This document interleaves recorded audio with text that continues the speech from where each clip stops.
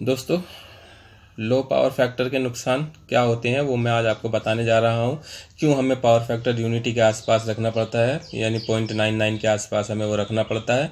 ठीक है, वो उसके क्या क्या नुकसान है अगर हम नहीं रखेंगे या हमारा पावर फैक्टर कम होगा। तो सबसे पहला है कि हमें जो हमारी इक्विपमेंट है हमें जो बड़ी कैपेसिटी के हमें इंस्टॉल करने पड़ेंगे। वो कैसे दोस्तों? जो हमारा DGA ट्रांसफार्मर है वो KVA में होती है उनकी रेटिंग, और KVA होता है हमारा किलोवाट बटे पावर फैक्टर। यानी हमारा जो लोड होता है वो किसी बिल्डिंग का किलोवाट में होता है। यानी किलोवाट है, मान लिया 1000 किलोवाट है तो हमारा कितने का DGA हमें ट्रांसफार्मर इंस्टॉल करना पड़ेगा। पावर फैक्टर हम उसमें 0.8 लेते हैं, वो वाले एक अलग बात होगी। अभी मैं फ़िलहाल इसके जो है लॉस के बारे में बताने जा रहा हूँ कि क्या क्या नुकसान होंगे। तो मान लिया हमारा जो लोड है वो 1000 किलोवाट का है, तो हमें जो देखिए KVA बराबर होता है किलोवाट बटे पावर फैक्टर। जब हमारा पावर फैक्टर 0.8 है, ठीक है, तो हमें ट्रांसफार्मर हमें इतने का KVA का इंस्टॉल करना पड़ेगा। ये कैलकुलेशन करेंगे, 1000 किलोवाट हमने माना बटे 0.8, ये रहा 1250 KVA का हमें ट्रांसफार्मर इंस्टॉल करना पड़ेगा। जब हमारा पावर फैक्टर, अगर यही पावर फैक्टर हम 0.8 की जगह हम बढ़ा दें, 1 के आसपास हम कर दें या 1 कर दें, तब कितना होगा दोस्तों?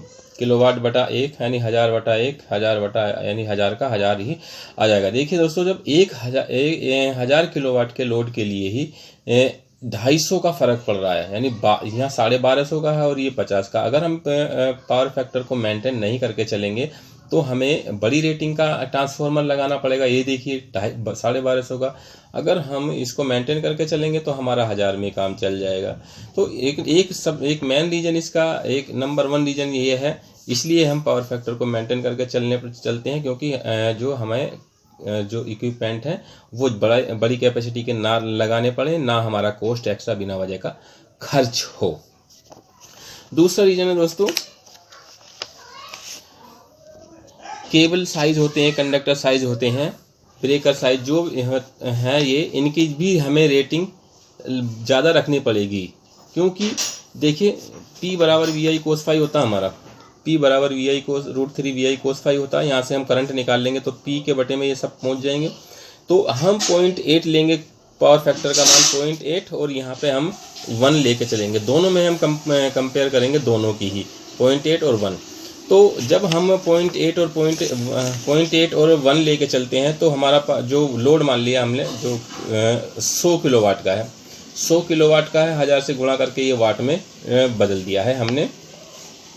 और ये √3 का मान हो गया, ये 415 जो 3 फेज के लिए पावर फैक्टर हमारा 0.8 हो गया। इस तरह से यहाँ पे हमने पावर फैक्टर 1 ले लिया, बाकी सब कुछ सेम है। तो हम ये कंपेयर कर रहे हैं कि 0.8 पावर फैक्टर पे क्या एम्पियर होगा और यूनिटी पावर फैक्टर पे क्या लोड होगा।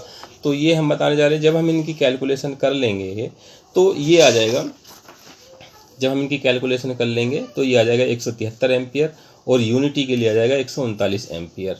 तो 0.8 पावर फैक्टर, जब पावर फैक्टर हमारा कम है तो हमारी एम्पियर ज़्यादा फ्लो हो रही है, लोड हमारा ज़्यादा है। जब हमारा यूनिटी पावर फैक्टर है तो हमारा लोड कम है, ये रहा। तो जब लोड ज़्यादा है तो हमें जो कंडक्टर साइज हैं, ब्रेकर साइज, ये हमें ज़्यादा कैपेसिटी के रखने पड़ेंगे। कंडक्टर का साइज भी बढ़ाना पड़ेगा, तो कॉस्ट बिना वजह की इसमें भी बढ़ गई। तो ये दूसरा रीज़न हुआ दोस्तों कि हमें कंडक्टर साइज, केबल साइज ये ज़्यादा रखना पड़ेगा। अब तीसरा रीज़न दोस्तों, तीसरा रीज़न देखिए, पेनल्टी।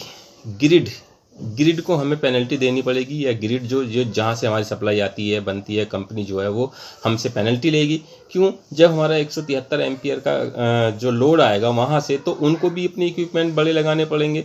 और जब 139 एम्पियर का लोड है यहाँ पे कम है, तो ये सिर्फ 100 किलोवाट के लिए मैं बता रहा हूँ। 100 किलोवाट पे ही इतना फ़र्क है। कई 1000 किलोवाट के जो लोड होते हैं इंडस्ट्री में, तो कितना लोड पड़ेगा इस कंपनी में। और यहाँ से एक को ही नहीं, पता नहीं कितनी कंपनियों को सप्लाई जा रही है। ये कंपनी है जहाँ से सप्लाई जा रही है। ये बिल्डिंग या कंपनी है, ये एक कंपनी ये होगी, और कंपनी बहुत सारी कंपनी होती है। अगर हम इसको मेंटेन ना करेंगे तो कितना लोड बढ़ जाएगा दोस्तों, बहुत लोड बढ़ जाएगा। इनको जो ये इक्विपमेंट है बहुत बड़ी कैपेसिटी के लगाने पड़ेंगे, और लगाने पड़ेंगे तो फिर ये पेनल्टी मांगेंगे, इन्हें हमें इनको पेनल्टी देनी पड़ेगी। और जब हमारे जो हम यूनिटी पावर फैक्टर मेंटेन करके चलेंगे तो ये कम लोड है, तो ये छोटी कैपेसिटी के हमें पेनल्टी नहीं देनी पड़ेगी, इसलिए पावर फैक्टर मेंटेन करके चलना पड़ता है, यूनिटी हमें लेके चलना पड़ता है। ये तीसरा रीज़न था दोस्तों। अब चौथा रीज़न, इसकी एफिशिएंसी लो होती है। एफिशिएंसी लो होती है, एफिशिएंसी होती क्या है, आउटपुट बटे इनपुट होता है दोस्तों। मान लिया कोई मोबाइल है 10,000 के रुपए के हम मोबाइल हुए, जो बिके 10,000 के बिके, और उनमें जो लागत आई 2,000 रुपये की आई, तो उनमें जो हमें लाभ हुआ कितना हुआ, ये 5 गुना हुआ। ये लाभ यानी ये एफिशिएंसी हुई है। परसेंटेज में आप बाकी बाद में निकाल लेंगे, मेरा जो उद्देश्य पावर फैक्टर से है। तो ये भी तो एक जो है एफिशिएंसी ही है। अगर हम इसको अच्छा मेंटेन करके चलेंगे, यूनिटी करके चलेंगे, तो हमारा जो प्रॉफिट होगा, ये जो प्रॉफिट होता है ये हमें अच्छा होगा।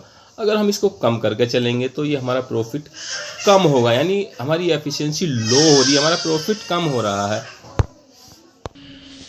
तो ये एफिशिएंसी हमें, यानी अगर हम इसको जितना ही हमारा कम होगा, हमारे जो प्रॉफिट है वो कम होगा। ये जो प्रॉफिट एक तरह से मैंने बताया मोबाइल का, ये प्रॉफिट कम होगा।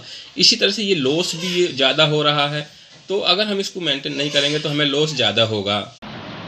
ये लास्ट है दोस्तों, 5वां, इक्विपमेंट लाइफ इंक्रीज। अगर हम पावर फैक्टर को मेंटेन करके चलेंगे तो उसकी लाइफ बढ़ेगी, और अगर हम पावर फैक्टर को मेंटेन करके नहीं चलेंगे तो उसकी लाइफ घटेगी। वो कैसे, जैसे दोस्तों एक मोटर को ले लेते हैं, उसकी वाइंडिंग होती है। जब हम पावर फैक्टर को जो है कम करेंगे, पावर फैक्टर कम होगा तो लोड बढ़ेगा तो उसमें हीट होगा तो इसकी जो ये वाइंडिंग होती है मोटर के अंदर, उसके ऊपर इंसुलेशन होता है, वो वीक होता चला जाएगा। जितनी हीट होगी उतना ही जल्दी वो वीक होता चला जाएगा, और वाइंडिंग शॉर्ट होकर के मोटर जल जाएगा। तो अगर हम इसको मेंटेन करके चलेंगे, यूनिटी करके चलेंगे, 0.99 करके रख के चलेंगे, तो ये हीट नहीं होगा और लॉन्ग लाइफ तक ये चलता रहेगा। तो 5वां ये लास्ट रीज़न था, इक्विपमेंट की लाइफ जो है वो भी पावर फैक्टर मेंटेन करने से बढ़ती है।